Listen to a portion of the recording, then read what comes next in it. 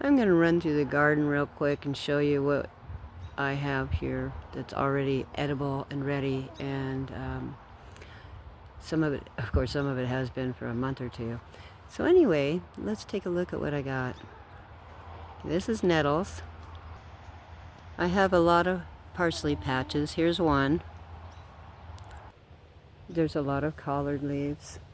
They're kind of turned into a forest, but there's a lot in there, more than I need. Collard greens, chives. They're mixed in with grass. I'm starting new patches of chives. This one's pretty old, a couple years old. I have celery. Let's see if I get in here and look.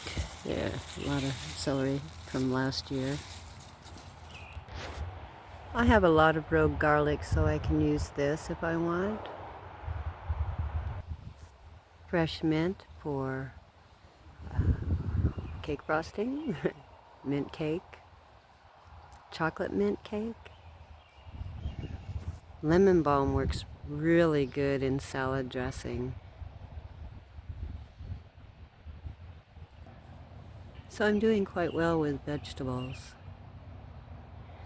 Here's my little wormwood plant. It was the one that was 6 feet tall last year. I cut it way down to the ground. I'm going to keep it in a little bush. Wormwood's pretty amazing. You can do just about anything as far as turning it into a hedge or letting it grow wild into a seedy bush that propagates. I have seen hundreds of seeds from this wormwood. I tried to knock this over at the base.